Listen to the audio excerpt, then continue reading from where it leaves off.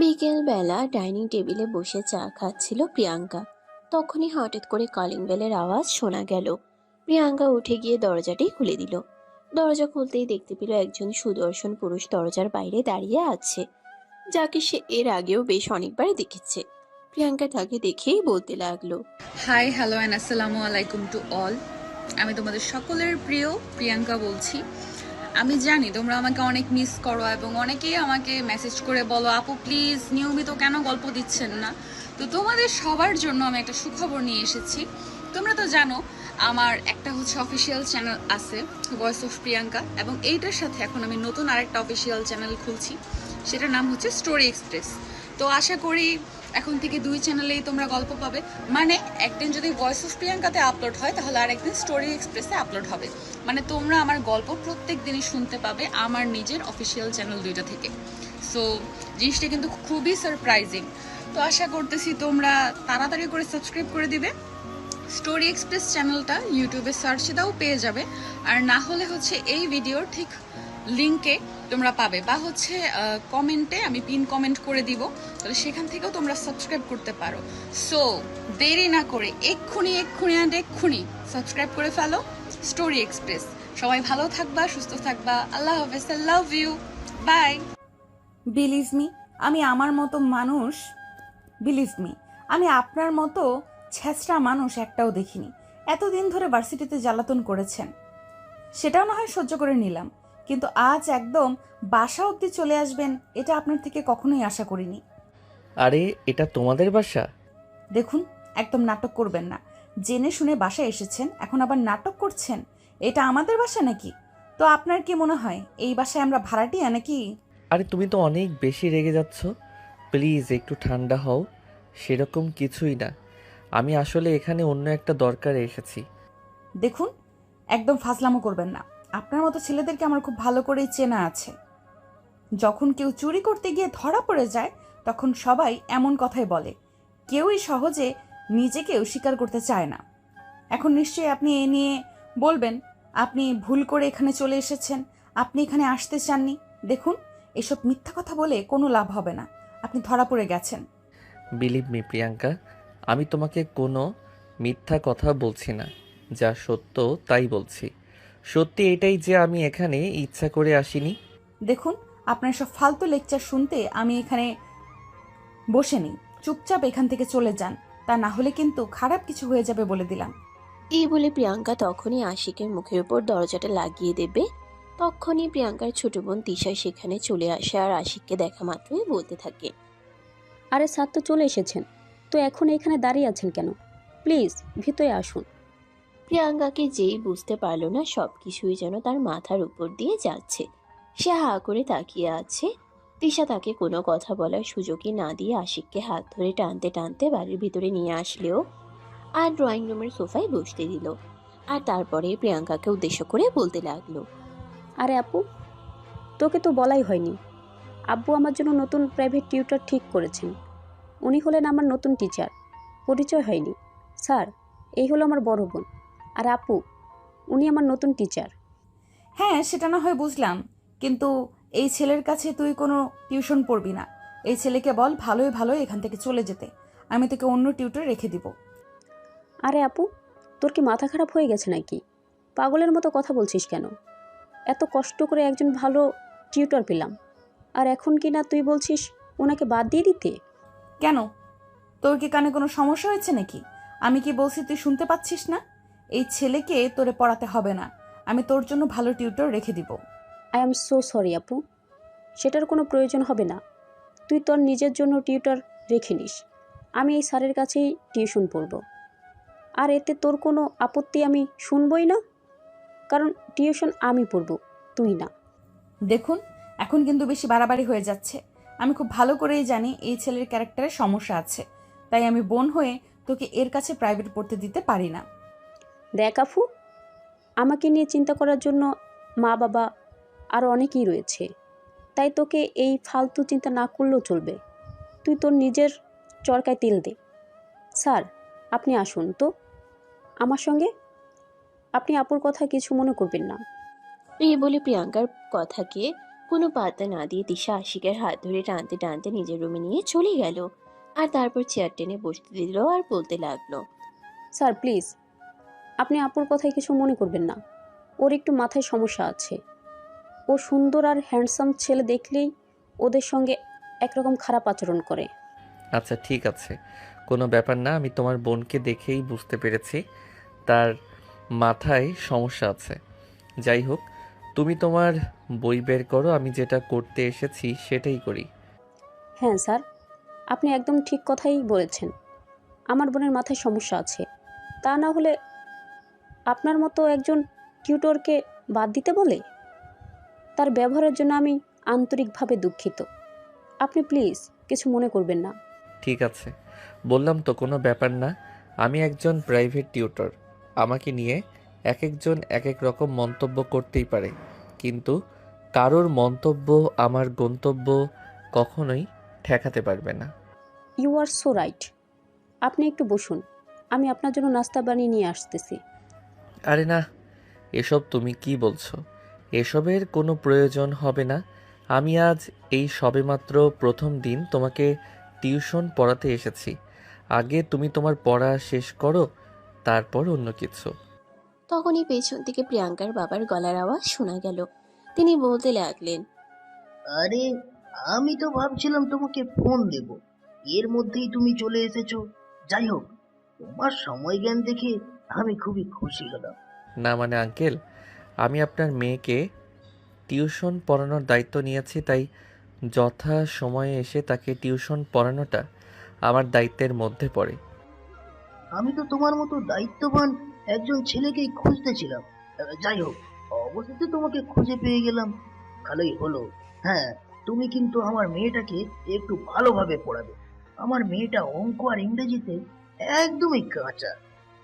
আমি তোমার সম্পর্কে ভালো রিভিউ শুনেছি, তাই তো তোমাকে আমার মেয়েকে টিউশন পড়ানোর জন্য ঠিক করলাম। ঠিক আছে আঙ্কেল, কোনো সমস্যা নেই, আপনি কোনো চিন্তা করবেন না। আমি আমার বেস্টটাই দেওয়ার চেষ্টা করব, এবং দেখবেন আল্লাহ সহায় থাকলে আপনার মেয়ে ইনশাল্লাহ এই বছর ভালো রেজাল্ট করবে। তোমার উপর আমার সেই ভরসা আছে। তুমি আমার বন্ধুর মেয়েকে গত বছর টিউশন করিয়েছো, সে একদম খারাপ ছাত্রী ছিল, আর এই বছর সে খুবই ভালো রেজাল্ট করেছে, বলা যায় কলেজের টপার হয়েছে। হ্যাঁ আঙ্কেল, যাকে আমি টিউশন পড়াই তাকে আমি খুব মনোযোগ সহকারে যত্ন নিয়ে পড়ে, যাতে সে খুব ভালো রেজাল্ট করতে পারে। আপনার মেয়ের কাছেও আমি সেরকমই প্রচেষ্টা করব যাতে সে খুব ভালো রেজাল্ট করতে পারে। হ্যাঁ আব্বু, তুমি কোনো চিন্তা করো না। স্যার দেখেই আমি বুক ভালো করে বুঝতে পেরেছি তিনি খুবই ভালো একজন টিউটর। আচ্ছা, যাই হোক, এই প্রথমবার আমাদের বাড়িতে এসেছেন, ওনাকে নাস্তা পানি। হ্যাঁ আব্বু, অবশ্যই। এই তো আমি কিচেনের দিকে যাচ্ছিলাম, তখনই তুমি চলে আসলে। যাই হোক, তোমরা দুজনে গল্প করো, আমি এক্ষুনি স্যারের জন্য নাস্তা পানি বানিয়ে নিয়ে আসতেছি। এই বলে তিশা রুম থেকে বের হয়ে ড্রয়িং রুমের দিকে পা বাড়ায়। তখনই প্রিয়াঙ্কা সেখানে দাঁড়িয়েছিল। প্রিয়াঙ্কার মুখটা একদম ফুলে লুচির মতো হয়ে আছে। এটা দেখিয়ে তিশা প্রিয়াঙ্কাকে বলতে লাগলো, আরে আপু, তোর আবার কি হলো? তুই এইভাবে লুচির মতো ফুলে এখানে দাঁড়িয়ে আছিস কেন? আমার স্যারকে দেখে তোর হিংসা হচ্ছে নাকি? আমার বইয়ে গেছে তোর স্যারকে দেখে হিংসা হতে। তোকে তো আমি বললাম এই ছেলেটার চরিত্রের সমস্যা আছে, তুই এই ছেলেটার কাছে টিউশন পড়িস না, আমি তোকে অন্য টিউটর রেখে দিব। দেখ আপু, একদম ফালতু কথা বলবি না। আমার স্যারকে দেখতে যেমন হ্যান্ডসাম তেমনি মেধাবী আর ট্যালেন্ট। তুই প্লিজ আমার স্যারের পিছনে লাগিস না, তাহলে এই বছরও আমাকে ফেল করতে হবে। আব্বু কি বলেছে জানিস? গত বছর নাকি আব্বুর এক বন্ধুর মেয়েকে প্রাইভেট করিয়েছিল, সেই মেয়ে নাকি এই বছর কলেজে টপার হয়েছে। আমারও স্যারের কাছে টিউশন পড়ে কলেজের টপার হওয়ার ইচ্ছে হয়েছে। তুই কলেজ টপার না লাট্টো হতে পারবি। আমার কথা তো শুনছিস না? যখন ফেল করবি তখন বুঝতে পারবি মজা, তখন আমার কথা মনে পড়বে, তখন কিন্তু আমায় কিছু বলিস না, কারণ আমি তোকে আগে থেকেই হুঁশিয়ার করে দিচ্ছি। তুই যদি আমার কথা না শুনিস তাহলে তো আমার আর কিছুই করার নেই। দেখ আপু, আমি সত্যি কথা বলছি। আমাকে নিয়ে তোর এত মাথা ব্যথা না দেখালেও চলবে। তুই তোর নিজের চরকায় তেল দে, আশা করি ভালো কিছু হবে। এই বলে তিশা কিচেনে ঢুকে গেল আর তার স্যারের জন্য চা বসিয়ে দিল।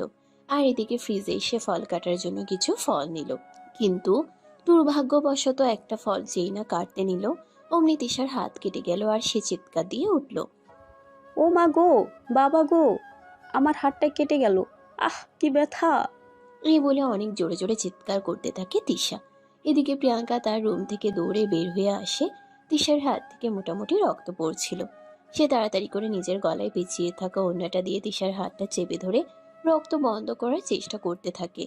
তখনই আশিক আর প্রিয়াঙ্কার বাবা তারা দুজনও ড্রয়িং রুমে চলে আসে। এদিকে প্রিয়াঙ্কা তিশার হাতে রক্ত বন্ধ করার চেষ্টা করছে।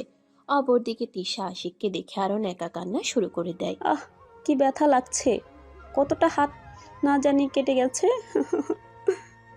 দেখ, একদম ঢং করিস না। এত ঢং আমার একদমই ভালো লাগে না। তুই কাজটা করতে পারবি না সেটা আমাকে বললেই তো আমি করে দিতাম, কিন্তু ঢং দেখিয়ে কেন নিজে নিজেই করতে গেলি? আর কেনই বা এখন এত নাটক করছিস? আপু, তোমার কি মনে হচ্ছে আমি নাটক করছি? তুমি দেখলে কতটা রক্ত বের হচ্ছে। আমার তো মনে হচ্ছে আমার আঙ্গুলটা কেটে পড়ে গেছে। আমি কিছু দেওয়ার ব্যবস্থা করো। আরে, ওরা দুজনে ঝগড়া করা বন্ধ কর। বেশি কেটে গেলে তো এখন ডাক্তারের কাছে নিয়ে যেতে হবে, ব্যান্ডেজ করাতে হবে। সেটার কোনো প্রয়োজন হবে না বাবা, অল্প একটু কেটেছে। আর এই যে সামান্য একটু রক্ত বের হয়েছে, এটা সেরকম কোনো গুরুতর ব্যাপার না। তোমরা ওয়েট করো, আমি ফার্স্ট এড করে দিচ্ছি, ঠিক হয়ে যাবে।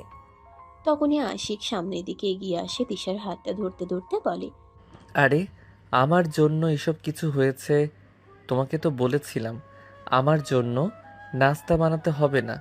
তুমি যদি আমার জন্য নাস্তা বানাতে না আসতে তাহলে এই অঘটনটা আজ ঘটতো না। উফ স্যার, এভাবে বলবেন না। আপনি আমার স্যার, আর আপনার জন্য এইটুকু তো করতেই পারি। কোনো ব্যাপার না, ঠিক হয়ে যাবে। এই বলে প্রিয়াঙ্কার কাছ থেকে হাতটা ছাড়িয়ে নিল তৃষা। আর তারপর সোজা রুমের দিকে দৌড়ে চলে গেল। কোনো রকম একটা ব্যান্ডেজ করে নিল। তারপর আশিকের সামনে দাঁড়িয়ে বলতে লাগলো।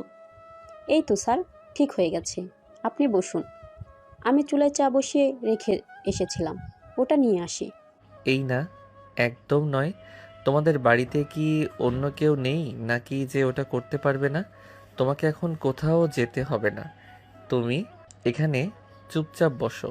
এমনিতেই অনেকখানি হাত কেটে গেছে, এখন আর কোনো রিস্ক নিতে যেও না। তিশাও তখন ন্যাকামি করে বলতে লাগলো। হ্যাঁ স্যার, এটা আপনি একদম ঠিক কথাই বলেছেন। কিন্তু দেখেন, আমার আপুকে সে বলল নাকি অল্প একটু কেটেছে, এগুলো নাকি কোনো ব্যাপার না। আসলে কি জানেন স্যার, আমার আপুটা না আমাকে একদমই সহ্য করতে পারে না, সব সময় এমন করে। আসলে সৎ বোন হলে যা হয় আর কি। সে আমার ভালো সহ্যই করতে পারে না, আমাকেও সহ্য করতে পারে না। যখনই শুনলো আমি আপনার কাছে টিউশনি করব, আমি ভালো রেজাল্ট করে ফেলবো, এতেই তার হিংসা শুরু হয়ে গেছে। দেখো, এভাবে কাউকে বলতে হয় না। সৎ হোক, তোমার বোন তো, সে তোমার ভালোই চাই। দেখো, তোমাদের ফ্যামিলির মানুষ যদি আমাকে ভালো না বাসে তাহলে আমি এখানে এসে তোমাকে টেনশন করাবো না।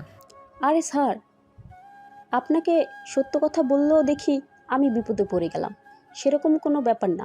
ওর কথাই আপনি কিছু মনে করবেন না। ওকে যে যার কথায় ওকে যে যার কথায় আপনি এই বাড়িতে আসা বন্ধ করে দেবেন। আমি আছি, আমার বাবা মা আছে। তাছাড়া বাবা কিন্তু তার সমস্ত সম্পত্তি আমার মায়ের নামে লিখে দিয়েছে, তাই সে এই বাড়িতে একজন আশ্রিতা হিসেবে আছে মাত্র। খুবই ব্যঙ্গ করে কথাগুলো বলছিল তিশা। আর আশিকের সবকিছু চুপচাপ শুনছিল, সে কোনো উত্তর দিচ্ছিল না। আর এদিকে তখনই প্রিয়াঙ্কার নাস্তার প্লেট হাতে নিয়ে তাদের রুমে প্রবেশ করে। তিশা আর আশিক একদম পাশাপাশি বসেছিল। প্রিয়াঙ্কা রুমে ঢুকেই গলায় কাশি দেয়, তারপরেই বলতে থাকে। তিশা, আমি কি রুমের ভেতরে আসবো? এখানে তোর স্যারের জন্য নাস্তা রেডি করে এনেছি। রুমের ভেতর চলে এসে তারপর আর পারমিশন নেওয়ার কি আছে? পারমিশন নেওয়ার যদি ইচ্ছেই থাকতো তাহলে তো রুমের বাহিরেই থেকেই পারমিশন নিতে। যাই হোক, চলে এসেছো যখন এসেই গেছো, এখন তার বলে কোনো লাভ নেই। নাস্তাটা টেবিলের উপর রাখো, আর চুপচাপ এখান থেকে চলে যাও। প্রিয়াঙ্কা মনে মনে অনেক কষ্ট পেলেও মুখে কিছুই বলল না। চুপচাপ টেবিলের উপর নাস্তাটা রেখে সেখান থেকে চলে গেল। আর তখনই তিশা সেখান থেকে উঠে গিয়ে নাস্তার প্লেটটা আশিকের হাতে তুলে দিয়ে বলতে লাগলো, স্যার, আজকে তো আর পড়া হবে না, আপনি নাস্তাটা খেয়ে নিন, তারপর চলুন আমরা বাইরে থেকে কোথাও একটা ঘুরে আসি। I am so sorry Tisha, এটা আমাকে দিয়ে হবে না, কারণ আমার আরও একটা টিউশন আছে। আমি তোমাকে পড়িয়ে তারপর ওখানে যাব।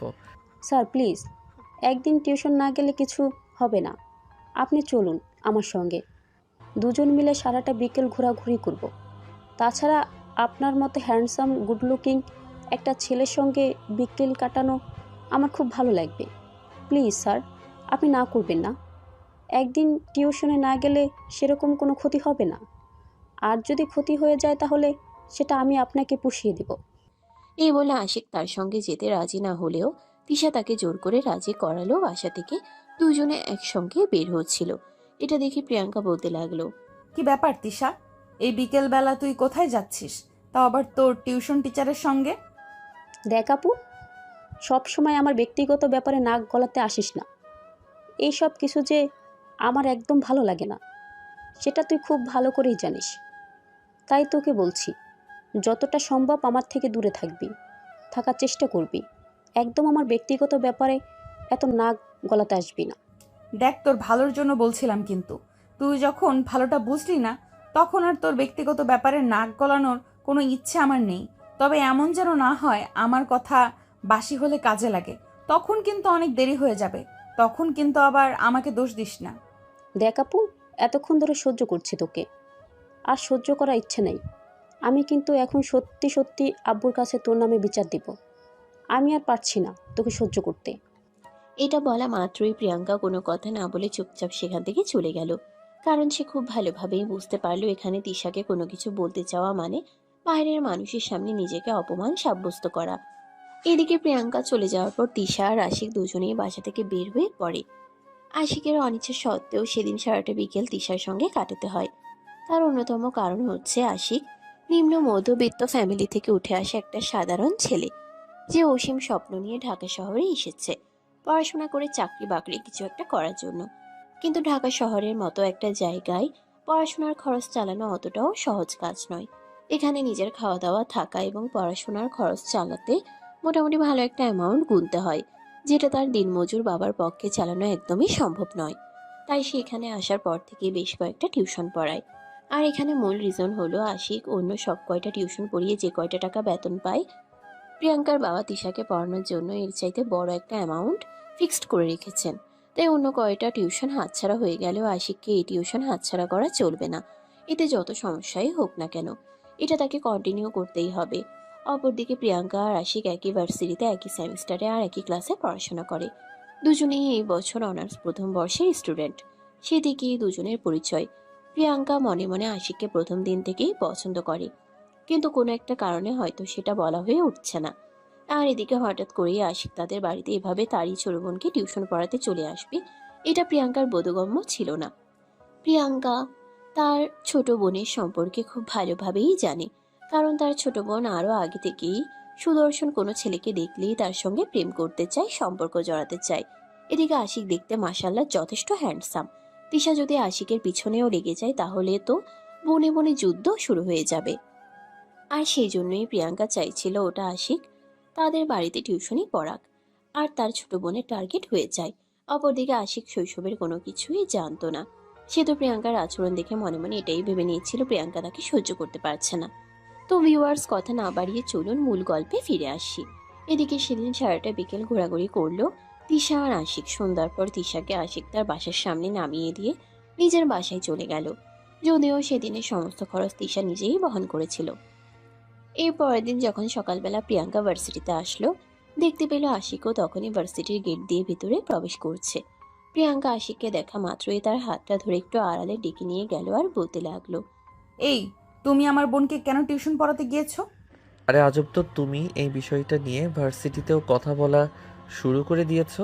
আমি টিউশন পড়াই, যাকে ইচ্ছা তাকেই পড়াতে পারি, এতে তো তোমার সমস্যা হওয়ার কোনো কথা নেই। আমার সমস্যা আছে। তুমি পৃথিবীর যাকে ইচ্ছা তাকে টিউশন পড়াও, তাতে আমার কোনো আপত্তি নেই, কিন্তু তুমি আমার বোনকে টিউশন পড়াতে পারবে না, আমাদের বাড়িতে যেতে পারবে না। দেখো, আমি তোমার কথা শুনতে পারবো না, কারণ তোমার বাবা আমাকে মোটা অঙ্কের একটা মাইনে দেবেন, যেটা আমার আর 5টা টিউশন মাইনের সমান। তাই এখানে তোমার কোনো সমস্যা হলে সেটা আমার দেখার বিষয় নয়। আমাকে টিউশন পড়াতে হবে, আমাকে ওই বাড়িতে যেতে হবে, এটাই সবচেয়ে বড় কথা। এতে তোমার যাই কিছু হোক না কেন, তাতে আমার কিছুই যায় আসে না। আশা করি তুমি সম্পূর্ণ বিষয়টা খুব ভালোভাবেই বুঝতে পেরেছো। আমার কোনো কিছু বোঝার কোনো প্রয়োজন নেই, আমি তোমাকে যেটা বলেছি সেটাই হবে। তুমি আর কোনো দিন আমাদের বাড়িতে আমার ছোট বোনকে টিউশন পড়াতে যাবে না। আর টিউশন পড়াতে গিয়েছো বেশ ভালো কথা, কিন্তু তুমি কাল বিকেলে কেন আমার বোনকে নিয়ে বাইরে ঘুরতে গিয়েছিলে?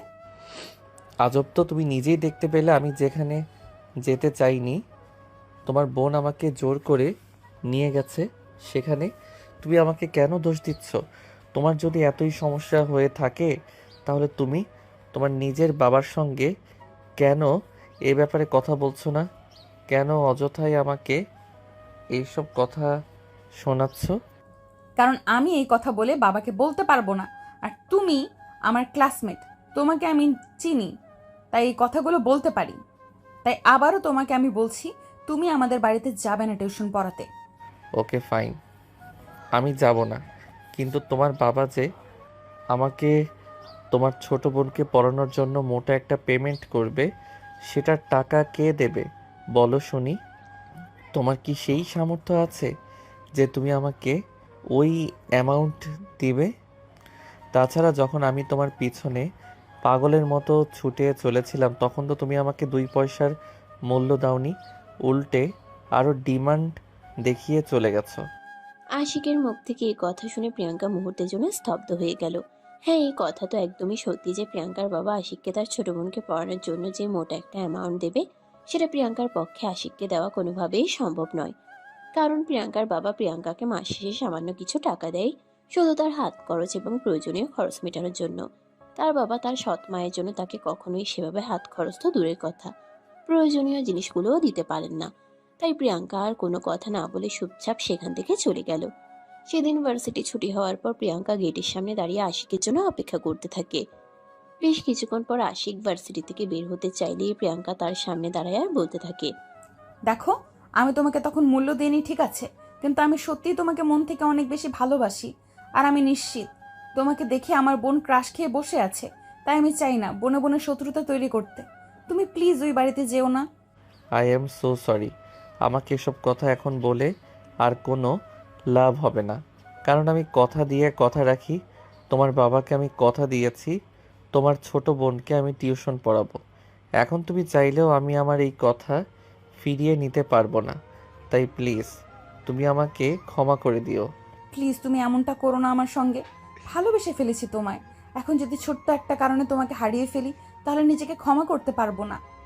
যখন আমি এই ভার্সিটিতে ভর্তি হওয়ার পর তোমার পিছনে পাগলের মতো ছুটে চলেছিলাম তখন এই কথাটা তোমার বোঝা উচিত ছিল। প্রথম দেখাতেও ভালোবাসা হয়, কিন্তু তখন তুমি আমাকে কোনো পাত্তা দাওনি। তাই এখন আমার পিছনে পাগলের মতো ছুটাছুটি করে আর কোনো লাভ নেই। আমায় ক্ষমা করতে পারো। এই বলে প্রিয়াঙ্কাকে আর কোনো কথা বলার সুযোগ না দিয়ে আশিক সেখান থেকে চলে গেল। আর এদিকে এরপর থেকে আশিক প্রতিদিনই তিশাকে নিয়ম করে পড়াতে আসতো। আর তিশাকে পড়াতে আসলেই তিশা প্রতিদিনই প্রিয়াঙ্কাকে অর্ডার দিত আশিককে নাস্তা বানিয়ে দেওয়ার জন্য। প্রিয়াঙ্কাও কোনো উপায়ন্তর না পেয়ে নাস্তা বানিয়ে দিতে হতো। প্রিয়াঙ্কা সেখানে না বলার কোনো উপায় ছিল না, কারণ ওই বাড়িতে প্রিয়াঙ্কা ছিল সাধারণ একজন কাজের লোকের মতোই। যদিও সেটা তার বাবার বাড়ি ছিল, কিন্তু সেখানে তার কোনো অধিকার ছিল না। সব সময় সবাই তার উপর হুকুম তামিল করত। শুধুমাত্র প্রিয়াঙ্কার বাবা ছাড়া প্রিয়াঙ্কার বাবা ছিলেন ওই বাড়িতে ওই একজন মানুষ, যে কিনা প্রিয়াঙ্কাকে মন থেকে একটু হলেও ভালোবাসতো। আরও প্রিয়াঙ্কা সেই ভালোবাসাটাকে আঁকড়ে ধরে বেঁচে থাকতে চায়, কিন্তু স্ত্রীর সামনে কখনোই সেটা প্রকাশ করতে পারতেন না প্রিয়াঙ্কার বাবা। কারণ প্রিয়াঙ্কার জন্মের কয়েক বছর পরেই তার মা একটা বিশাল বড় রোগে আক্রান্ত হয়ে মারা যান। আর তারপরেই ছোট্ট প্রিয়াঙ্কার দেখাশোনা করার জন্য তার বাবা দ্বিতীয় বিয়ে করেন। কিন্তু সেই বিয়ে প্রিয়াঙ্কার জীবনে কাল হয়ে দাঁড়াবে এটা তিনি কখনো কল্পনাও করতে পারেননি। চেয়েছিলেন মেয়ের ভালো, কিন্তু হয়ে গেল খারাপ। সৎ মা সংসারে আসার পর থেকেই প্রিয়াঙ্কার প্রতি অবহেলা অনাচার ক্রমশ বাড়তেই থাকে। প্রিয়াঙ্কার জ্ঞান বুদ্ধি হওয়ার পর থেকে কখনো এমনটা হয়নি ভালো একটা জামা কাপড় সে পরতে পেরেছে কিংবা ভালো একটা খাবার সে খেতে পেরেছে। কিন্তু তারপরেও নিয়তির প্রতি তার কোনো অভিযোগ নেই, কারণ সে এটাকে নিজের ভাগ্য বলে মেনে নিয়েছে। এই তো সেদিন প্রিয়াঙ্কার শরীরটা একটু খারাপ লাগছিল। ভার্সিটি থেকে এসে এসে নিজের রুমে গিয়ে দুপুরের খাবার না খেয়ে ঘুমিয়ে পড়েছিল। এদিকে টিউশন পড়ানোর জন্য আশিক তাদের বাসায় আসে। তিশা আশিককে দেখা মাত্রই প্রিয়াঙ্কাকে চেঁচিয়ে বলতে থাকে আশিককে নাস্তা বানিয়ে দেওয়ার জন্য। কিন্তু প্রিয়াঙ্কা ঘুমিয়ে বিবর্তন ছিল, তাই তিশার গলার আওয়াজ তার কান পর্যন্ত পৌঁছায়নি। অপরদিকে পড়াতে আসার 20 মিনিট পার হয়ে যাওয়ার পরেও টিচারের নাস্তা না পেয়ে রেগে যায় তিশা। আর বই রেখে টেবিল থেকে উঠে আসে তিশা প্রিয়াঙ্কার রুমে গিয়ে দেখে প্রিয়াঙ্কা ঘুমাচ্ছে। এটা দেখে সে আর নিজের রাগ কন্ট্রোল করতে না পেরে ঘুমন্ত প্রিয়াঙ্কার উপর টেবিলে থাকা ফুলদানিটা ছুঁড়ে মারে। তখনই প্রিয়াঙ্কার কপাল ফেটে গিয়ে রক্ত পড়তে থাকে। প্রিয়াঙ্কা ঘুমন্ত অবস্থাতেই চিৎকার দিয়ে ওঠে। মা গো, বাবা গো, মরে গেলাম গো। প্রিয়াঙ্কার এমন চিৎকারের আওয়াজ শুনে ঘুম থেকে বের হয়ে আসেন প্রিয়াঙ্কার সৎ মা।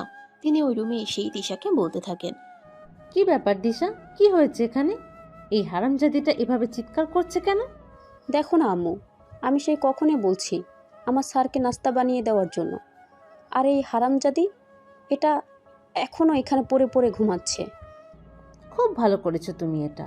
ওর কত বড় সাহস! ওর কাছে আমার মেয়ে নাস্তা চেয়েছে আর সে এটা না করে পড়ে পড়ে ঘুমাচ্ছে। এই হারামজাদি, এখনো তুই এখানে চিৎকার করছিস? যা চুপচাপ আমার মেয়ে টিচারের জন্য নাস্তা বানিয়ে নিয়ে আয়। এই বলে প্রিয়াঙ্কার কপাল থেকে রক্ত ছড়িয়ে পড়া সত্ত্বেও প্রিয়াঙ্কার সৎ মা তার চুলের মধ্যে টেনে তোলার চেষ্টা করে। আর তখনই প্রিয়াঙ্কা বলতে থাকে, আর এগুলো কি করছো? দেখছো তো আমার কপাল ফেটে গেছে, কপাল থেকেও রক্ত ঝরছে। তারপরেও তোমরা আমার সঙ্গে এরকম আচরণ করতে পারছো? তোমাদের বিবেকে একটুও বাচ্ছে না? তুই মরে যাস না কেন? মরতে পারিস না তুই? মরে গেলে তো একটা আপদ ঘাট থেকে বিদায় হয়। তোকে বসিয়ে বসিয়ে খাওয়াবো, এটা তুই ভাবিস কি করে? এক্ষুনি যা আমার মেয়ে টিচারের জন্য নাস্তা বানিয়ে নিয়ে আয়। হ্যাঁ, এটাই তো বাকি। আমি মরে গেলেই তোমরা বাঁচো আর আমিও বেঁচে যাই। আল্লাহর কাছে শুধু একটাই কথা বলার, আল্লাহ তুমি আমাকে উঠিয়ে নাও। আমি এসব কিছু সহ্য করতে পারছি না। আমাকে আমার মায়ের কাছে পাঠিয়ে দাও, সেখানে গিয়ে অন্তত একটু শান্তি পাবো। এই বলে প্রিয়াঙ্কা কান্না করতে থাকে। আর তখনই আশিক সেখানে ছুটে চলে আসে।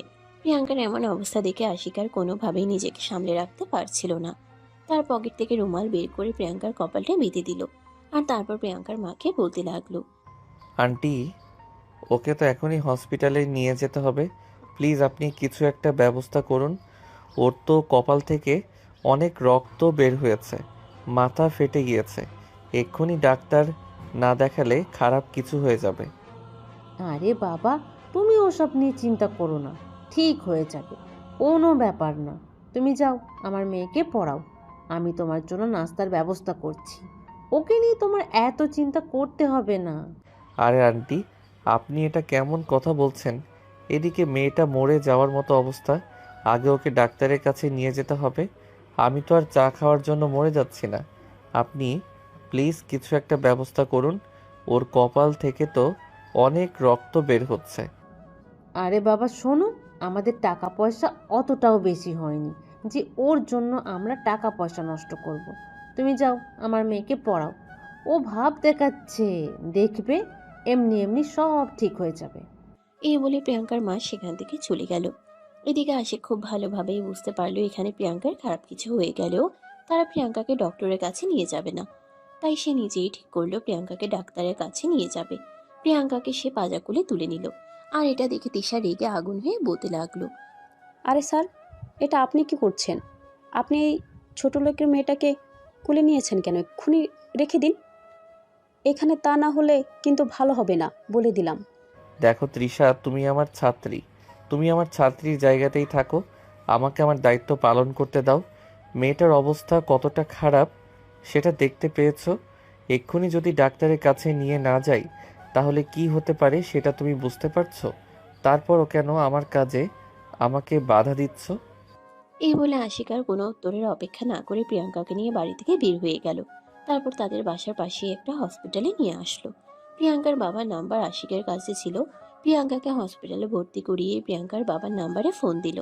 2বার ফোন হতে না হতেই প্রিয়াঙ্কার বাবা ফোনটা রিসিভ করলো আর অপর প্রান্ত থেকে বলতে লাগলো, হ্যালো, কি হয়েছে? এই অসময়ে আমাকে ফোন দিয়েছো কেন? আঙ্কেল, একটা সমস্যা হয়ে গেছে। আপনি এক্ষুনি প্লিজ আপনাদের বাসার সামনের হসপিটালে চলে আসুন। তারপর আমি আপনাকে সব কিছু খুলে বলছি। কিন্তু আমি তো এই মুহূর্তে একটা জরুরি মিটিং এ আছি। আমার বাসায় কোনো সমস্যা হলে তো আমাকে বাসা থেকে ফোন দেওয়া হতো। কি হয়েছে আমাকে খুলে বলো। আঙ্কেল, সমস্যাটা খুব বড়, তাই আপনাকে এখানে আসতে হবে। আপনি প্লিজ তাড়াতাড়ি সব কিছু ফেলে রেখে চলে আসুন, তা না হলে বড় একটা অ্যাক্সিডেন্ট হয়ে যেতে পারে।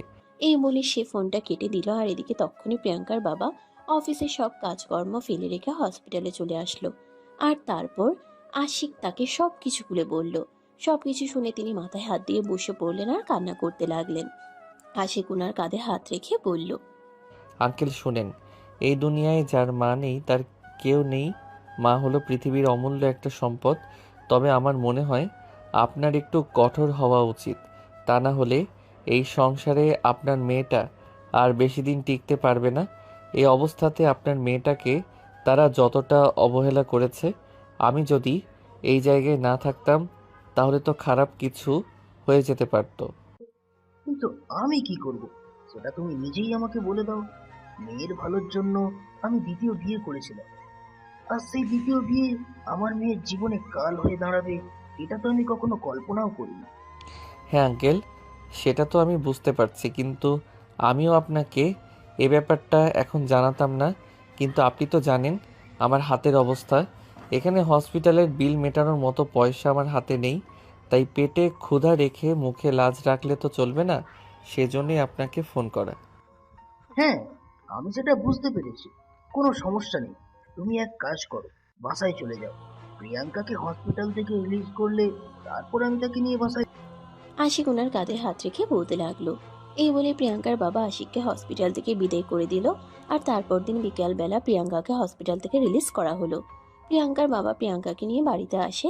দরজায় দাঁড়িয়ে কলিং বেল চাপ দেওয়ার বেশ কিছুক্ষণ পর প্রিয়াঙ্কার মা এসে দরজা খুলে দিল।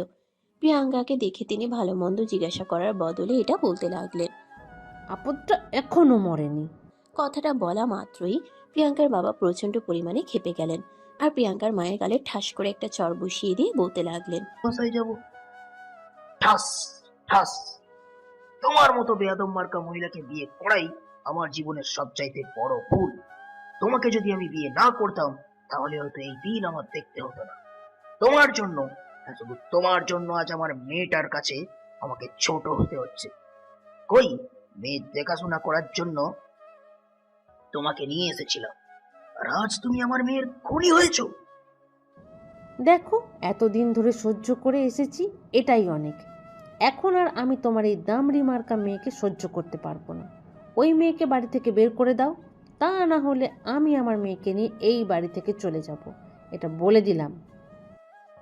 তুমি এখানে বসে আছো, কেন চলে যাচ্ছ না?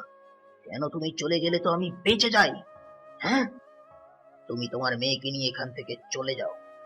আমিও চাই না তুমি এখানে থাকো, কারণ তুমি এখানে থাকলে আমার মেয়েটা ভালো থাকবে না। তোমার জন্য আর যাই হোক, আমি আমার মেয়ের ক্ষতি অন্তত করতে পারি না। অনেক ক্ষতি হয়ে গেছে আমার মেয়েটা, তাই তুমি এখান থেকে চলে গেলেই আমার মেয়েটা ভালো।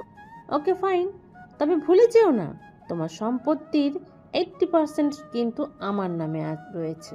তুমি ডিভোর্স দিলেও কিন্তু সম্পত্তি আমারই থেকে যাবে। মেয়েটা ভালো থাকবে। হ্যাঁ, তবে তাই হোক, তুমি তোমার সম্পত্তি আর তোমার মেয়েকে নিয়ে এই বাড়ি থেকে বিদায় হও। আমি আমার মেয়েকে নিয়ে এই বাড়িতে থাকবো। এই বলে প্রিয়াঙ্কার বাবা প্রিয়াঙ্কাকে নিয়ে বাড়ির ভিতরে প্রবেশ করেন। আর তখনই তিশা কলেজ থেকে আসে। প্রিয়াঙ্কাকে দেখে তার রাগ যেন আকাশ ছোঁয়া হয়ে গেল। সে রাগে ফুসফুস করতে করতে বলতে লাগলো, এই হারামজাদি, তাকে এখানে কেন নিয়ে এসেছেন? মা মেয়ের এরকম আচরণ প্রিয়াঙ্কার বাবা একদম অতিষ্ঠ হয়ে গেছিল। তাই তিনি তিশার গালেও ঠাস করে দুটা চড় বসিয়ে দিয়ে বলতে লাগলেন, তোমরা মা মেয়ে আজ এবং এক্ষুনি আমার বাড়ি থেকে বের হয়ে চলে যাও। আমি তোমাদের দুজনের চেহারাও দেখতে চাই না। আমি সব চাইতে বেশি খুশি হব তখন, তখন কিনা তোমরা আমাদের চোখের আড়াল হবে। আব্বু, তুমি এই ডাইনিটার জন্য আমার গায়ে হাত তুলেছ? এটা তো আমি ভাবতেই পারছি না। এই ফকিন্নির ছোট লোকের বাচ্চার জন্য তুমি আমার গায়ে হাত তুলেছ? তোমার গায়ে হাত তুলেছি, বেশ করেছি। আরো আগে তোমার সঙ্গে এটা করা উচিত ছিল, যেটা আমি এতদিন করতে পারিনি। ভেবেছিলাম তোমরা ভালো হয়ে যাবে, সেই জন্য তোমাদেরকে সুযোগ দিয়েছিলাম। কিন্তু এখন দেখছি তোমরা আমার মাথায় চড়ে বসেছো, আমার মেয়েটাকে একটা অত্যাচার করেছো। বেশ করেছি।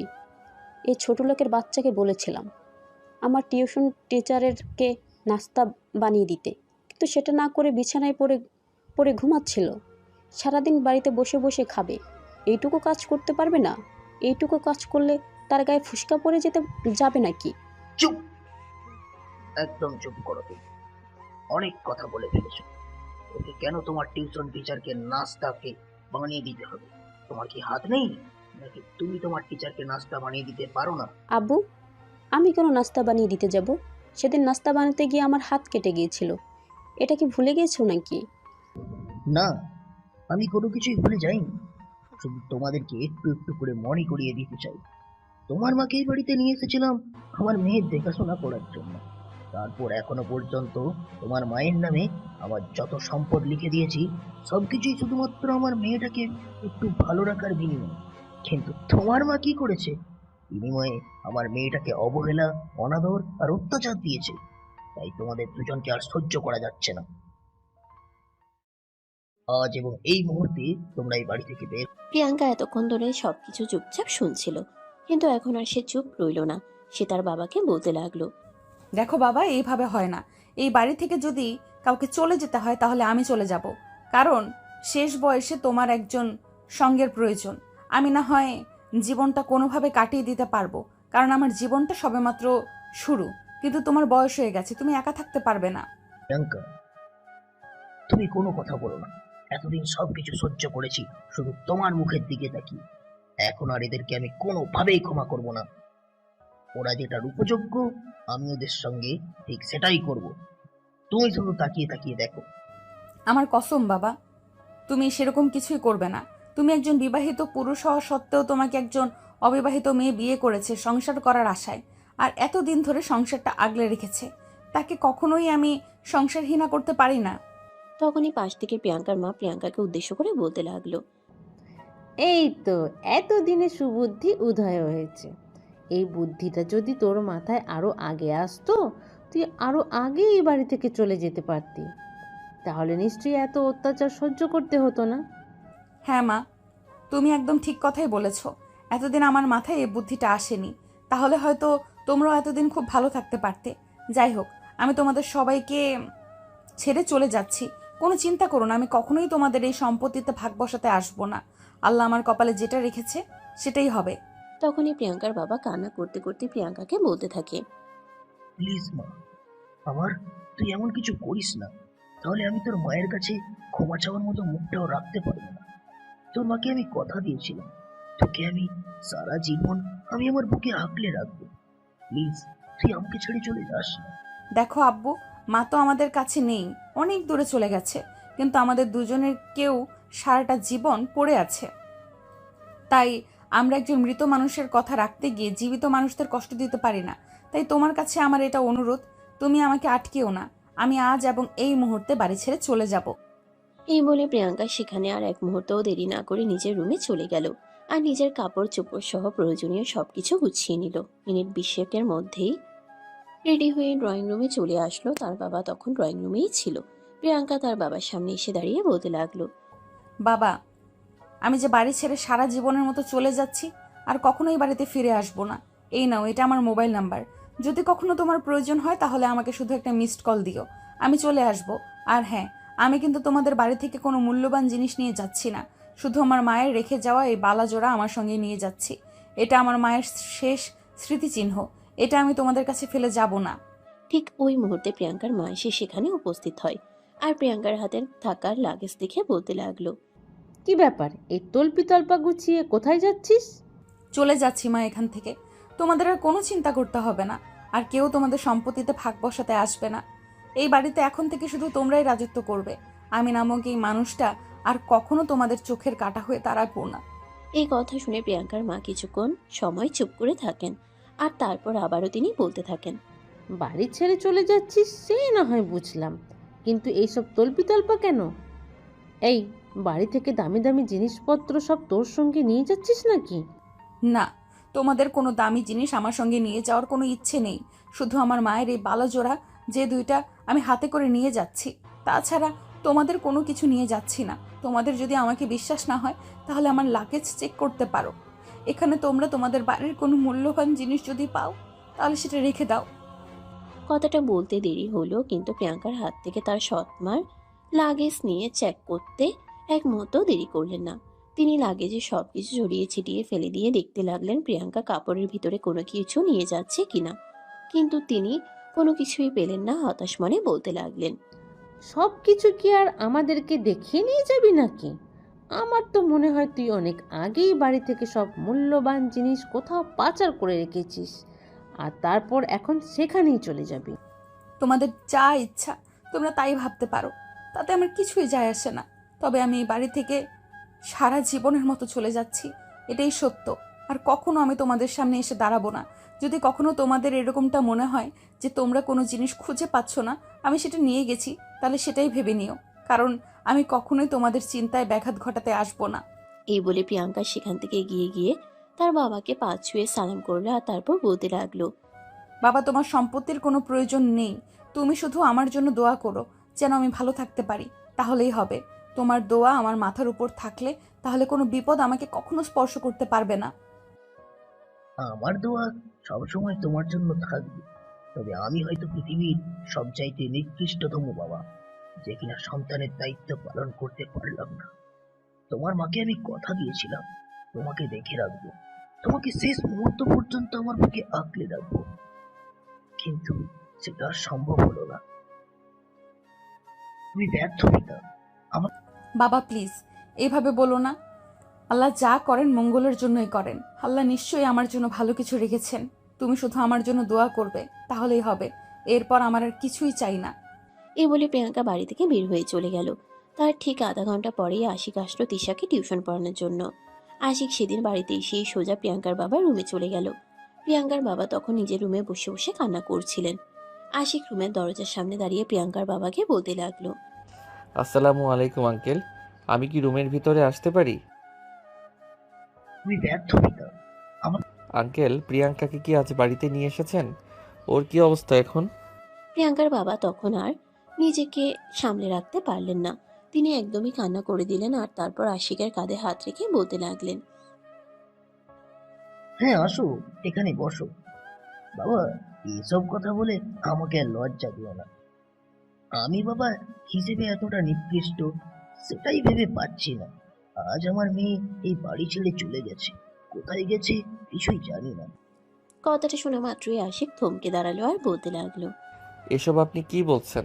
কোথায় গেছে আপনার মেয়ে? জানি না, এই ব্যাপারে আমি কিছুই জানি না। সেদিন কি হয়েছিল সেটা তো তুমি খুব ভালো করেই জানো। আজ প্রিয়াঙ্কাকে বাড়িতে নিয়ে আসার পর আবারও সেই সব ঝামেলা শুরু হয়েছে। তাই আমার মেয়েটা একরাশ অভিমান নিয়ে বাড়ি থেকে বের হয়ে চলে গেছে। এই বলে প্রিয়াঙ্কার বাবা অঝরে কান্না করা শুরু করে দেয়। আশিক তখন প্রিয়াঙ্কার বাবার মাথায় হাত বুলিয়ে দিয়ে বলতে থাকে, প্লিজ আঙ্কেল, আপনি কান্না করবেন না, এভাবে ভেঙে পড়বেন না। আমি দেখছি কি করা যায়। আমি যথাসাধ্য চেষ্টা করব আপনার মেয়েকে আপনার বুকে ফিরিয়ে দেওয়ার জন্য। সেটা বলে কোনো লাভ হবে না বাবা, কারণ আমার মেয়ে কোনোদিনই বাড়িতে ফিরে আসবে না, সেটা আমি খুব ভালো করেই জানি। আমার মেয়েটাতেই ছোটবেলা থেকেই অনেক কষ্ট করে বড় হয়েছে, কখনো এমন অভিমান করেনি। কিন্তু আজ আমি আমার মেয়েটাকে আর আটকাতে পারলাম না, কারণ আমি বুঝতে পেরেছি আমার মেয়েটাই বাড়িতে আর যাই হোক ভালো থাকবে না। তাই আমি বাবা হয়েও মেয়েটাকে আটকাতে পারলাম না। দেখুন আঙ্কেল, আমি এই কদিনে আপনার মেয়ের ব্যাপারে কিছুটা হলেও জানতে পেরেছি, কিন্তু আমার মনে হয় আপনার ওকে এইভাবে এই বাড়ি থেকে বের হয়ে চলে যেতে দেওয়াটা একদম ঠিক হয়নি। আপনার তাকে আটকানো প্রয়োজন ছিল, আপনার তাকে বোঝানো প্রয়োজন ছিল, কারণ হাজার হোক আপনি একজন বাবা, আপনার সন্তানের প্রতি আপনার দায়িত্ব রয়েছে। কিন্তু আমি কি করব বলো, বিয়ে করেছিলাম মেয়েকে ভালো রাখার জন্য, কিন্তু সেই ভালোটাই যখন রাখতে পারলাম না, তখন আমার আর কি করার ছিল। আমি তো হাজার চেষ্টা করেও ব্যর্থ হয়ে গেলাম। আমি আমার মতো স্ত্রীর কাছে কি জবাব দেব? আমি আমার মৃত স্ত্রীর কাছে কি জবাব দেব সেটাই তো ভেবে পাই না। যাকে আমি কথা দিয়েছিলাম তার সন্তানকে আমি দেখে রাখবো, ভালো রাখবো, কিন্তু সেটাই করতে পারলাম না।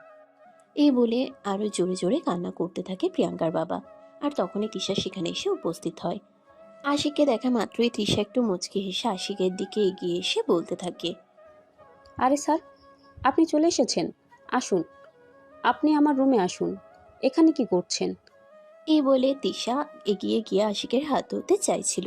তখনই আশিক তিশার হাত ধরে নিজের হাতটা এক ঝটকায় ছাড়িয়ে নিয়ে বলতে লাগলো, তোমরা মানুষ নাকি অন্য কিছু সেটা ভাবতেই আমার অবাক লাগে। তুমি একটা মেয়ে হয়ে আরেকটা মেয়ের সঙ্গে এরকম আচরণ কি করে করতে পারো? হাজার হোক তোমার শরীরে যে রক্ত বইছে তার শরীরেও একই রক্ত। স্যার প্লিজ, আপনি আমার টিচার আছেন, টিচারের জায়গায় থাকুন। আমাদের ফ্যামিলিগত ব্যাপারে নাক গলাতে আসবেন না, এটা আপনার কাছে থেকে আমি আশা করছি না। দেখো, যার কাছে মনুষ্যত্ব বোধ নেই তাকে আমি আর যাই হোক আমার স্টুডেন্ট বানাতে পারি না। আমার ভাবতে অবাক লাগে আমি তোমার টিচার। কথাগুলো তোমাকে বলতে চাইনি তিশা, কিন্তু তারপর আমি বলতে বাধ্য হলাম।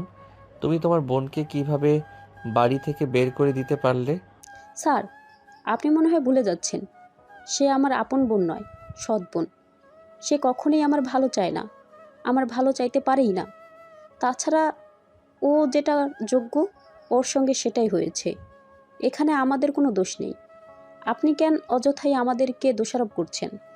হ্যাঁ, সত্যি তোমাদের কোনো দোষ নেই। সমস্ত দোষ হলো এই লোকটার, যে তোমাদের পিতা তোমাদের দুই বোনকে জন্ম দিয়েছেন, তোমার মাকে স্ত্রীর অধিকার দিয়েছেন। উনি যদি এই ভুলগুলো না করতেন তাহলে হয়তো উনাকে এই বয়সে এসে এই পরিস্থিতিগুলোর মুখোমুখি হতে হতো না। তাই আমি সমস্ত দোষ ওনাকেই দিচ্ছি, তোমাদেরকে কিছু বলছি না। তবে আজকের পর থেকে আমি কখনোই তোমাকে টিউশন পড়াতে আসবো না। আপনার কি মাথা খারাপ হয়ে গেছে স্যার? আপনি ভুলে গেছেন আমার বাবা আপনাকে প্রতি মাসে কত টাকা পেমেন্ট করে আমাকে টিউশন পড়ানোর জন্য। আই এম সো সরি, কিন্তু আমি তোমাকে আর টিউশন পড়াতে আসবো না। আজকে তোমাদের বাড়িতে আমার শেষ দিন। আঙ্কেল, আমি আসছি। এই বলে আশিক তৃষা তার বাবাকে কোনো কথা বলার সুযোগ না দিয়ে বাড়ি থেকে বের হয়ে চলে আসলো। এদিকে প্রিয়াঙ্কা বাসা থেকে বের হওয়ার পর তার খুব কাছের এক বান্ধবীকে ফোন করে আর সবকিছু খুলে বলে। সবকিছু শুনে তার বান্ধবী তাকে তাদের বাসায় চলে যেতে বলে। কিন্তু সেখানে যাওয়ার পর শুরু হয় আরো নতুন ঝামেলা। আসলে বর্তমান সময়ে যুবতী মেয়েরা কোনো জায়গায় নিরাপদ নয়। বান্ধবীর বড় ভাই প্রিয়াঙ্কাকে আগে থেকেই কুনজরে দেখতো, অনেকবার খুব প্রস্তাবও দিয়েছিল। তবে প্রিয়াঙ্কা তখন রাজি হয়নি। তবে সে এখন মনে মনে ভেবেছিল হয়তো সে মানুষটা একটু ভালো হয়ে গেছে, তাই তো এখানে আসা। কিন্তু ঝামেলা তো হলো সেদিন রাতের বেলা। প্রিয়াঙ্কা আর তার বান্ধবী একই রুমে একই বিছানায় ঘুমিয়েছিল। তার বান্ধবীর ভাই ততদিনে বিয়েও করে নিয়েছিল। তাই প্রিয়াঙ্কা একটু নিশ্চিত ছিল বউকে রেখে কখনোই এই রুমে কোনো আকাম কুকাম করতে আসবে না। অপরদিকে প্রিয়াঙ্কার বান্ধবী দরজা খোলা রেখেই ঘুমিয়ে পড়েছিল। প্রিয়াঙ্কার শরীরটা অনেক বেশি ক্লান্ত ছিল, তাই দরজা খোলা নাকি বন্ধ সেসব ব্যাপারে খেয়াল করার এত খেয়াল তার ছিল না। মাঝরাতেই হঠাৎ প্রিয়াঙ্কা খেয়াল করলো কেউ তার শরীরে স্পর্শ করছে। প্রিয়াঙ্কা চিৎকার দিয়ে উঠে। তখনই প্রিয়াঙ্কার বান্ধবী লাইট অন করে। দুজনেরই চক্ষু চড়ক গাছ। প্রিয়াঙ্কা তখন তার বান্ধবীকে বলতে থাকে, দোস্ত, তোর এখানে আসাটা আমার ভুল হয়ে গেছে। আমার উচিত হয়নি তোর এখানে আসা। আই এম সো সরি দোস্ত, আমাকে ক্ষমা করে দে। আমার ভাই আমার বান্ধবীর সঙ্গে এরকম কাজ করবে এটা আমি কল্পনাও করতে পারিনি। ছি ভাইয়া, তুই এতটা নিচু মানসিকতার, এটা আমি ভাবতেই পারছি না। এই দেখ, এত সাধু সাজার চেষ্টা করিস না। বাড়ির ভিতরে এত সুন্দর একটা জিনিস, এটাকে রেখে অন্য রুমে শুয়ে থাকা যায় নাকি? পলি, তুই ওই রুম থেকে বের হয়ে যা। তোর বান্ধবীর সঙ্গে আমি একটু সময় কাটাবো। কথাটা বলা মাত্রই পলি তার ভাইয়ের গালে ঠাস করে একটা চড় বসিয়ে দিয়ে বলতে লাগলো, দুনিয়াতে এত মানুষ মরে যায়, তুই মরতে পারিস না? তুই আমার ভাই, এটা ভাবতে আমার ঘেন্না লাগছে। তোর ঘরে বউ আছে, কিন্তু তারপরও তোর চরিত্র এতটা নিচু, আমি তো এটা ভাবতেই পারছি না। তুই কতটা নিচ মানসিকতার, ঘরে বউ রেখে আমার বান্ধবীর সঙ্গে এসব খারাপ কাজ করতে এসেছিস। হায় আল্লাহ, এসব দেখার আগে আমার মরণ কেন হলো না? পলির এমন চিৎকার চেঁচামেচিতে তাদের বাড়ির সবাই ওই রুমে ছুটে চলে আসে। পলির মা সেখানে এসে বলতে লাগে, কি ব্যাপার, কি হয়েছে? এই রুমে এত চিৎকার চেঁচামেচির আওয়াজ শোনা যাচ্ছে কেন? সারা বাড়িতে মানুষ ঘুমাচ্ছে নাকি? সেটা তুমি তোমার এই কুলাঙ্গা ছেলেকেই জিজ্ঞেস করো। তোমার ছেলের বিয়ের আগে কখনো আমার কোনো বান্ধবীর বাড়িতে নিয়ে আসতাম না, শুধুমাত্র তোমার ছেলের এইসব ভালো চরিত্রের জন্য। আর আজ একটা বান্ধবীকে বিপদে পড়েছে বলে বাড়িতে নিয়ে এসেছি, আর এখন তোমার ছেলে এসব বউ করছে। ছি ছি ছি, আমার ভাবতেও লজ্জা লাগছে। কি রে রূপ, এসব আমি কি দেখছি? পাশের রুমে তোর বউ ঘুমাচ্ছে। তোর বউ যদি এসব জানতে পারে তাহলে কি হবে সেটা একবার কল্পনা করেছিস? কাম অন মা, এসব চিন্তা করে কি হবে? আমার বউটা তো আর এই আইটেমটার মতো এত সুন্দরী নয়। আমার বউটা যদি এতটা সুন্দরী হতো তাহলে নিশ্চয়ই আমি এই আইটেমটার কাছে আসতাম না। তাছাড়া খাঁচার ভিতর যদি এত সুন্দর মুরগি থাকে তাহলে কোনো শিয়াল চুপচাপ বসে থাকবে বলো শুনি? কথাটা শোনা মাত্রই পলির মা প্রচন্ড পরিমাণ রেগে গেলেন আর রূপের গালে ঠাস ঠাস করে বেশ কয়েকটা চড় বসিয়ে দিয়ে বলতে লাগলেন, তোর ভালোর জন্যই বলছি, চুপচাপ এক্ষুনি রুম থেকে বের হয়ে চলে যাও। তা না হলে তোর সঙ্গে এমন কিছু হবে যেটা তুই কল্পনাও করতে পারবি না। তোর বউ এখনো কোনো কিছু জানে না। তখনই রূপ যেন আরো গর্জে উঠল। সে চিৎকার দিয়ে বলতে লাগলো, জানলে জানুক, তাতে কি যায় আসে? বিয়ে তো দিয়েছো একটা গর্দভ মার্কা মেয়ের সঙ্গে, এরকম সুন্দরী একটা মেয়ের সঙ্গে দিতে পারলে না? তাহলেই তো আমি বউ নিয়ে সুখী থাকতাম। ভাইয়া, সত্যি বলছি, এখন কিন্তু খুব বেশি হয়ে যাচ্ছে। তুই এই রুম থেকে যাবি নাকি আমি তোর বউকে ডেকে নিয়ে আসবো? তোদের যা ইচ্ছে তাই করতে পারিস, তাতে আমার কিছু যায় আসে না। বউকে ডেকে নিয়ে আসলে বরঞ্চ খুব ভালো হবে। পলির মা আর সহ্য করতে পারছিলেন না। তিনি রূপের হাত ধরে টানতে টানতে রুম থেকে বের হয়ে চলে গেলেন আর পলিকে রুমের দরজা লাগিয়ে দিতে বললেন। পলির মা চলে যাওয়ার পর পলি রুমের দরজাটা লাগিয়ে দিল আর তারপর প্রিয়াঙ্কার পাশে এসে বসলো।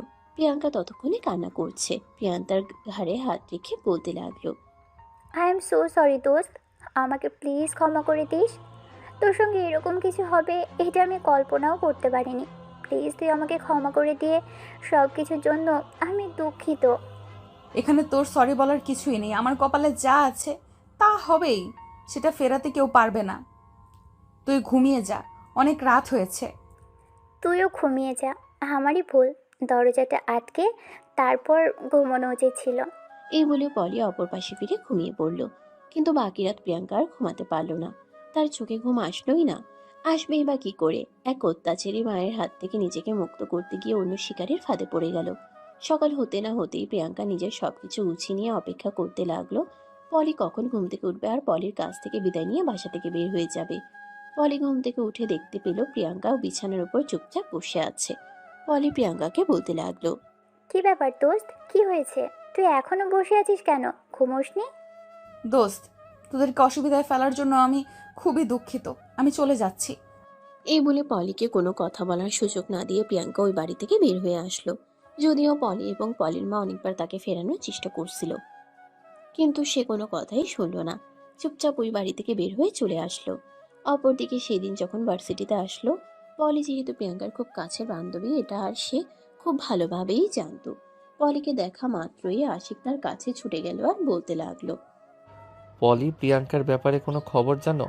প্রিয়াঙ্কা কোথায় আছে? পলি তখন সবকিছু আশিককে খুলে বলল।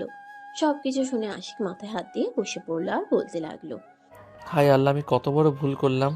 আমার তো উচিত ছিল গতকাল একবার তোমাকে ফোন দেওয়া, তাহলে তো আমি প্রিয়াঙ্কাকে পেয়ে যেতাম। কিন্তু এখন মেয়েটা কোথায় গেছে আল্লাহ ভালো জানে। তুমি ছাড়া তো ভার্সিটিতে তার কোনো ভালো বন্ধু নেই যে তার ব্যাপারে কোনো খবর দিতে পারবে। আমার মনে হয় না কারোর কাছ থেকে তার ব্যাপারে কোনো খোঁজ নিয়ে লাভ হবে, কারণ আমার মনে হয় প্রিয়াঙ্কা এখানে কোথাও নেই, হয়তো অনেক দূরে চলে গেছে, যেখানে তার পরিচয় কেউ জানে না, যেখানে কোনো হিংস্র দানব তার উপর ধাবা বসাতে পারবে না। কিন্তু আমি কোথায় যাব, কোথায় তাকে খুঁজবো সেটাই তো ভেবে পাচ্ছি না।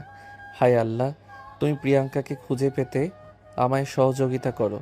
আল্লাহ, এই মুহূর্তে তুমি ছাড়া আমাকে সহযোগিতা করার মতো অন্য কেউ নেই। এই বলে আশিক ভার্সিটি থেকে বের হয়ে পড়লো আর পাগলের মতো প্রিয়াঙ্কাকে সারা শহর তন্ন তন্ন করে খুঁজতে লাগলো, কিন্তু কোথাও খুঁজে পেল না। অপরদিকে প্রিয়াঙ্কা নিজের হাতে জমানো কিছু টাকা ছিল, সেগুলো বাড়ি থেকে বের হয়ে আসার সময় লুকিয়ে নিয়ে এসেছিল। কারণ অচেনা জগৎ, যেখানে পরিচিত কেউ নেই তাকে সাহায্য করার মতো, কেউ নেই সেখানে কিছু টাকা অন্তত প্রয়োজন পড়বে। আর সেই টাকা দিয়ে প্রিয়াঙ্কা ঢাকা থেকে সোজা পঞ্চগড় চলে আসে। সেখানে ছিল তার নানার বাড়ি। যদিও বড় হওয়ার পর প্রিয়াঙ্কা কখনো সেখানে আসেনি, তবে সেই ঠিকানাটা একটা ডায়েরিতে লেখা ছিল, যে ডায়েরিতে তার মা অনেক কিছুই লিখে রেখেছিলেন। সে ডায়েরি থেকে ঠিকানাটা নিয়ে প্রিয়াঙ্কা ওই ঠিকানায় চলে আসে। বাড়িটা এখন ধরা দিল কোনো মানুষ এখানে বসবাস করে বলে মনে হয় না।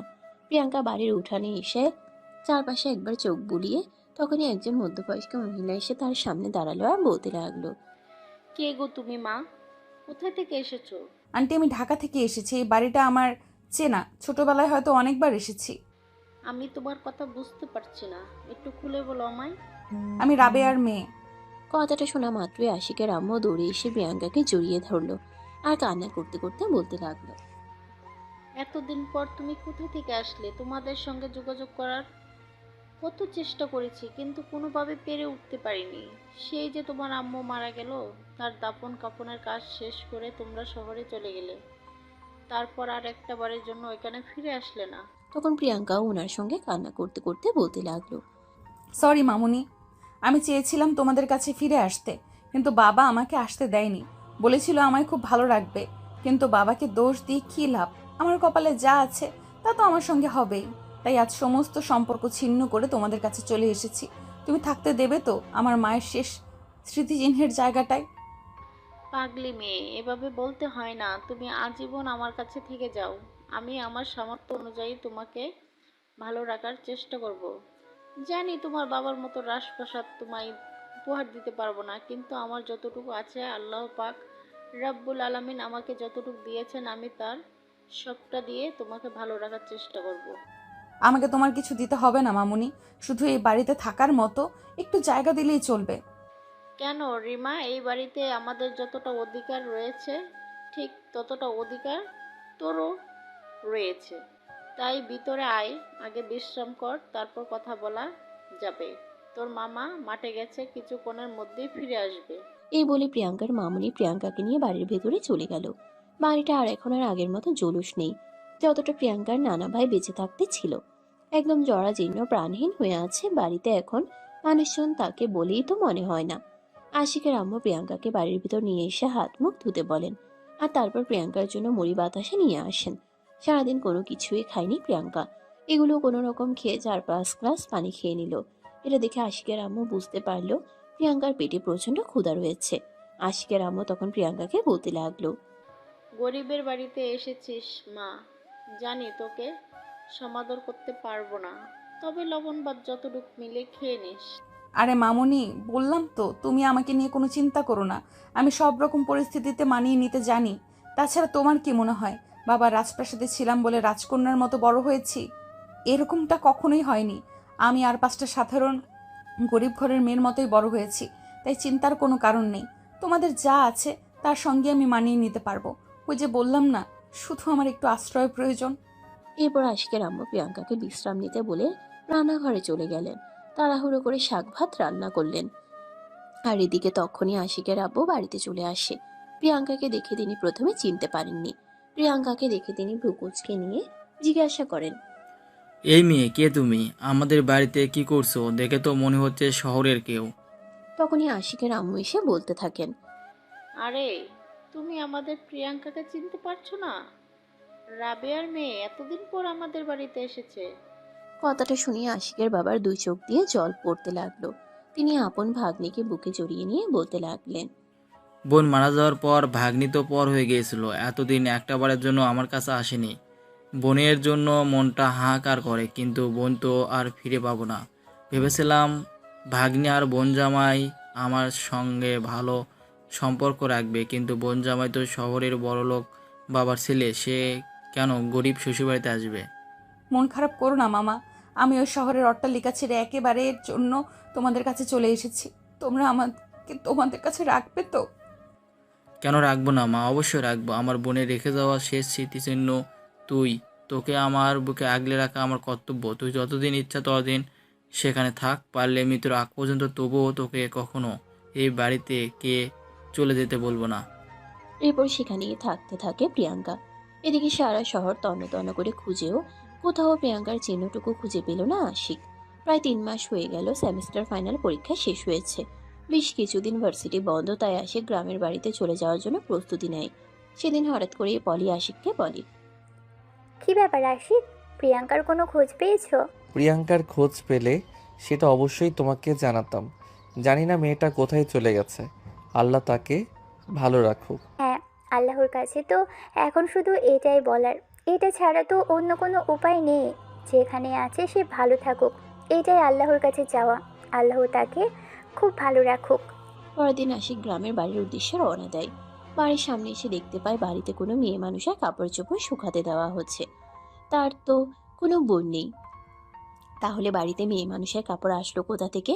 তাছাড়া তার মা এখনো এসব কাপড় চোপড় পরে না। গ্রামের সাধারণ মহিলার শাড়িতেই অভ্যস্ত তিনি। আশিকের মনে কেমন যেন একটা খটকা লাগলো। আর এদিকে প্রিয়াঙ্কা তখন রুমে শুয়ে ঘুমাচ্ছিল। বাড়ির উঠোনে এসে আশিক তার মাকে ডাক দেয়। আম্মু, ওই আম্মু, কই তুমি? রান্নাঘর থেকে ছুটে আসেন রাহেলা বেগম। এতদিন পর হঠাৎ ছেলেকে দেখতে পেয়ে আবেগে আপ্লুত হয়ে দৌড়ে গিয়ে ছেলেকে জড়িয়ে ধরেন আর বলতে থাকেন, সেই শহরে গিয়ে তো মাকে ভুলেই গিয়েছিস, এতদিন পর আসার সময় হলো। কি করব আম্মু বলো, ভার্সিটিতে কেউ ছুটি দেয় না। তাছাড়া আমি টিউশন পড়াই, সেটাও তোমরা খুব ভালো করেই জানো। তাইলে তো আর ছুটে চলে আসতে পারি না তোমাদের কাছে। তবে হ্যাঁ, এখন অনেক দিনের ছুটি আছে, তোমাদের সঙ্গে অনেক দিন থাকবো। ঠিক আছে, ঘরে যা, ঘরে গিয়ে বিশ্রাম কর, আমি তোর জন্য খাবারের ব্যবস্থা করছি। তখনই আশিক কৌতূহল মনে তার মাকে বলতে লাগলো, আম্মু, আমাদের বাড়িতে এই মেয়ে মানুষের কাপড় চোপড় আসলো কোথা থেকে? তোকে বলেছিলাম না, তোর একটা ফুফু আছে, তুই যখন ছোট ছিলি তখন সে মারা গেছে। তার মেয়ে আমাদের এখানে এসেছে। তার বাবার বাড়িতে কিছু একটা ঝামেলা হয়েছে মনে হয়, যদিও আমি জিজ্ঞাসা করিনি। সে বলেছে এখন আমাদের সাথেই থাকবে। আমি আর তোর বাবা ঠিক করেছি সে আমাদের বাড়িতেই থাকবে সারা জীবনের জন্য। আরে, তোমার কি মাথা খারাপ হয়ে গেছে নাকি? কাপড় চোপড় দেখে তো মনে হচ্ছে যুবতী মেয়ে, তাকে কেন আমাদের বাড়িতে রাখবে? তাছাড়া এটা নিয়ে এলাকার লোকজন কথা বলবে না? বাড়িতে একটা যুবক ছেলে আছে। দেখ বাবা, বাড়িটা আমাদের, আমাদের বাড়িতে আমরা কাকে রাখবো না কাকে রাখবো সেটা আমাদের ব্যক্তিগত ব্যাপার। আমরা কারোর কথায় কোনো পরোয়া করি না। তাছাড়া তোর বাবা আর আমি ঠিক করেছি তোর সঙ্গে মেয়েটার বিয়ে দেব, তাহলে তো সে সারা জীবন আমাদের সঙ্গে আমাদের বাড়িতেই থাকতে পারবে। কথাটা শুনিয়ে আশিকের মাথায় যেন আকাশ ভেঙে পড়ল। মুহূর্তের মধ্যেই বিচলিত হয়ে সে বলতে লাগলো, তোমাদের কি মাথা খারাপ হয়ে গেছে নাকি? চেনা নেই জানা নেই, হুট করে বলছো একটা মেয়েকে আমার বিয়ে করতে হবে। আমি পারবো না। তাছাড়া আমি তোমাদেরকে একটা কথা পরিষ্কার করে বলে রাখি, আমি একটা মেয়েকে ভালোবাসি। তাকে খুঁজে পেলে আমি তাকেই বিয়ে করব। একদম ফাজলাম মাখা কথা বলবি না তো। তোর বাবা আর আমি ঠিক করে রেখেছি এই মেয়েকেই তুই বিয়ে করবি। তার মানে তোকে এই মেয়েকেই বিয়ে করতে হবে। আমরা তোকে ছোটবেলা থেকে লালন পালন করে বড় করেছি। আমাদেরকে কোন অধিকার নেই নাকি তোর ব্যাপারে সিদ্ধান্ত নেওয়ার? তোমাদের 100 বার অধিকার আছে, কিন্তু একটা মেয়েকে আমি ভালোবাসি, মেয়েটাও আমাকে অনেক বেশি ভালোবাসে। হয়তো একটু অভিমান করে দূরে চলে গেছে, কিন্তু যেদিন আমি মেয়েটাকে খুঁজে পাবো সেদিন আমি ওই মেয়েটাকেই বিয়ে করব। আচ্ছা ঠিক আছে, সে সময় হলে দেখা যাবে।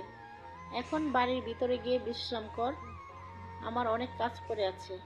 আমি কাজগুলো শেষ করি, তোর জন্য খাবারের ব্যবস্থা করি। তখন আশিক আর কোনো কথা বলল না, চুপচাপ বাড়ির ভিতরে চলে গেল। কিন্তু অঘটন ঘটলো বাড়ির ভিতরে যেতেই। প্রিয়াঙ্কা সেই রুমেই থাকে যে রুমে কিনা আশিক থাকতো। আশিক রুমে প্রবেশ করেই তার রুমে একটা অপরিচিত মেয়েকে শুয়ে থাকতে দেখে প্রচন্ড পরিমাণে ক্ষেপে গেল আর চিৎকার দিয়ে বলতে লাগলো, এই মেয়ে, আপনার কোনো কাণ্ডজ্ঞান নেই? একটা ছেলে রুমে এসে শুয়ে আছেন, আপনি নিজেকে কি মনে করেন, প্রিন্সেস ডায়না নাকি? আবার আমার মা বাবার মাথা খেয়ে বসে আছেন। আমি যেন আপনাকে বিয়ে করে আপনার কি খেদে কোনো কাজ নেই? আশিকের এমন খরগোশ কণ্ঠস্বর শুনে ঘুমন্ত অবস্থায় চোখ ডলতে ডলতে বিছানা থেকে উঠে বসে প্রিয়াঙ্কা। আর প্রিয়াঙ্কাকে দেখেই আশিক তো একদম অবাক হয়ে বলতে থাকে। আরে তুমি এখানে কি করছো আর কিভাবে এলে? আশিকের কথায় চোখ তুলে তাকায় প্রিয়াঙ্কা। আশিককে দেখে সেও অনেক অবাক হয় আর লাফ দিয়ে উঠে দাঁড়িয়ে বলতে থাকে। সেই একই প্রশ্ন তো আমারও। তুমি এখানে কি করতে এসেছো? তখন তো খুব বলেছিলে আমায় ভালোবাসো না, এখন কেন আমার পেছন পেছন এই পর্যন্ত চলে এসেছো? আরে পাগলি, এটা আমাদের বাড়ির, এই বাড়িতে আমি আসবো নাকি আসবে? তখনই পিছন থেকে আশিকের আম্মু আশিক আর প্রিয়াঙ্কাকে উদ্দেশ্য করে বলতে থাকে। দেখলে তো, আল্লাহ চায় তোমাদের দুজনের মিলন হোক, তাই তো অবশেষে ঘুরিয়ে ফিরিয়ে দুজনকে এক জায়গায় এনে দাঁড় করিয়েছে, যাতে তোমরা দুইজন এটা বুঝতে পারো তোমাদের মিলন আল্লাহ প্রদত্ত ঠিক করে রেখেছেন। হ্যাঁ আম্মু, তুমি একদম ঠিক কথাই বলেছ। প্রিয়াঙ্কা বাসা থেকে চলে আসার পর আমি তাকে কত জায়গায় খুঁজেছি, তার কোনো ঠিক নেই। কিন্তু আজ আমি এভাবে এখানে এসে ওকে পেয়ে যাব, এটা আমি কোনো দিন কল্পনাও করিনি। সত্যি আল্লাহ উত্তম পরিকল্পনাকারী, তা না হলে কেন তাকে এখানেই আসতে হবে? এখন তাহলে আমরা বিয়ের আয়োজন করতে পারি, এখন তো আর কারো কোনো সমস্যা নেই। কোনো সমস্যা কেন থাকতে যাবে? যেখানে আমি আমার ভালোবাসার মানুষটাকে পেয়ে গেছি, সেখানে আমার কোনো সমস্যা নেই। তোমরা চাইলে আজকেই বিয়ের আয়োজন করতে পারো। কিন্তু আমার সমস্যা আছে। আমার বাবা যিনি আমাকে জন্ম দিয়েছেন, আমার এমন একটা শুভ জন্মদিনে তিনি যদি আমার পাশে না থাকেন, তাহলে সম্পূর্ণ কাজটাই আমার কাছে অসম্পূর্ণ থেকে যাবে। ঠিক আছে, কোনো সমস্যা নেই। তুমি যেমনটা চাও তেমনটাই হবে। আমি আজকেই আঙ্কেলকে ফোন করে এখানে চলে আসতে বলছি। তারপর ওনার সম্মতিতেই আমি তোমাকে আমার বউ বানাবো। এরপর ঠিক তখনই আশিক প্রিয়াঙ্কার বাবার নাম্বারে ফোন করে আর সবকিছু খুলে বলে। সবকিছু শুনে প্রিয়াঙ্কার বাবা সেদিন রাতেই পঞ্চগড় চলে আসেন। তারপর নিজে দাঁড়িয়ে থেকে আশিকের সঙ্গে প্রিয়াঙ্কার বিয়ে দেন। বিয়ের সমস্ত কাজকর্ম শেষ হলে তিনি আশিকের মা বাবাকে সামনে দাঁড় করিয়ে রেখে প্রিয়াঙ্কাকে আশিকের হাতে তুলে দিয়ে বলেন। আমি বাবা হয়ে আমার দায়িত্ব পালন করতে পারলাম না, কিন্তু তোমার কাছে আমার মেয়েকে রেখে গেলাম। আশা করি তোমার কাছে আমার মেয়েটা সুখে থাকে। আশিক তখন প্রিয়াঙ্কার বাবার হাত দুটো ধরে বলতে থাকে। আপনি কোনো চিন্তা করবেন না আঙ্কেল, আপনার মেয়ে আমার কাছে, আমার পরিবারের কাছে অনেক ভালো থাকবে। হ্যাঁ ভাই সাহেব, একদমই তাই। আপনার মেয়ে আমার বাড়িতে আমার মেয়ের মতোই আদরে থাকবে। আমি তাকে কখনোই কোনো কষ্ট পেতে দেব না। রাবেয়া মারা যাওয়ার পর যখন আপনারা এখান থেকে চলে গেছেন, তখন কত চেষ্টা করেছি মেয়েটার সঙ্গে একবার একটু দেখা করার জন্য, কথা বলার জন্য, কিন্তু আপনি আমাদের সঙ্গে কোনো যোগাযোগই রাখেননি।